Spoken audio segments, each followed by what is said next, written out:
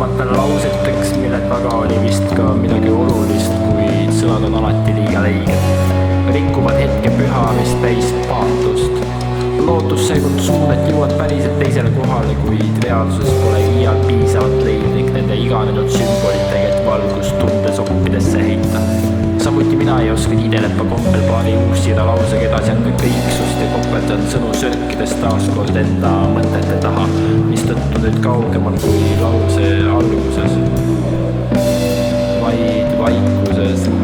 Vaid vaikuses läheb neoonsildi virvendavas valguses kõikide õigete sõnade potentsiaalset vaiksust.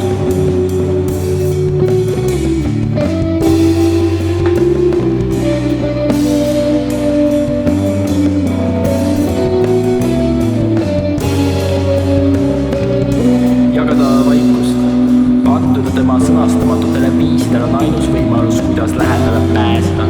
Teha kahe hingetõmme või suitsumahvi vahele, kuid ainult siis, kui see ei päädi mõne hetke ja tänavmeelse pirkega, vaid jagama peab pikalt ja põhjalikult. Nagu siritades lootusi, mis loojudes välja võtab kui ühtemoodi tassid.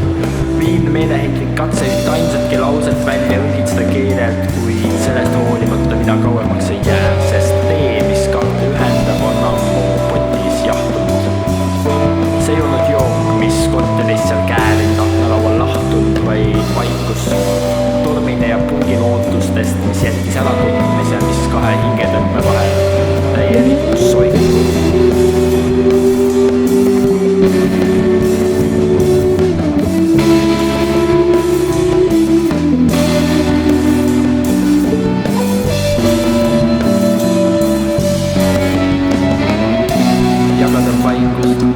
Jagada, kui pole midagi muud anda peale ühise ruumi, kus nimetutel tuleviku teadmatuses istujatel hoolimata kaugusest on siiski külje kõrval.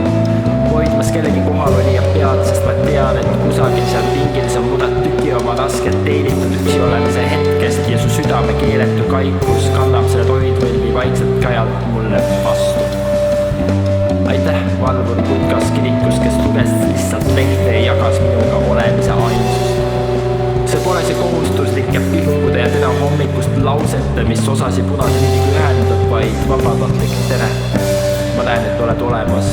Milles rohkem armastust, kui samas ruumis argipäevas jagatud kohvis kilehoos hüütud nimedes ning valesti ritta seatud sõnades. Kes oleks võinud arvata, et võõra hääletu vaikus on magusam kui enda naise vassitud keelega paitus.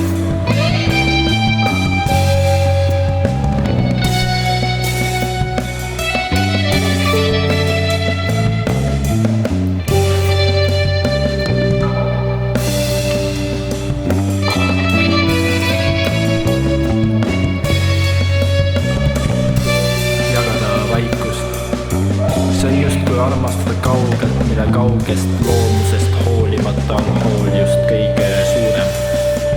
Sest nii et lähedale, sügavale tunnetesse, kus kähedaks sosistatud häältel ning valesti mõistetud sümbolitele pole antud võidutsemiseks ruumi. Suur ega väiksemaidki sõnu pole toa dekoreerimiseks tarvis, mis kinnitaks koos kingitud monsterraga, mis päriselt ka ühtne su hoolivuse ja suurust. Vaid vaikselt, tasa saame jagada kõiksust, mis jääb kahe hingetõmbe, kahe suitsumahvi ja silmapilgutuse vahele, mil reaalsus peatub ja läheb teki alla sängi, et südamed saaksid ühe takti ja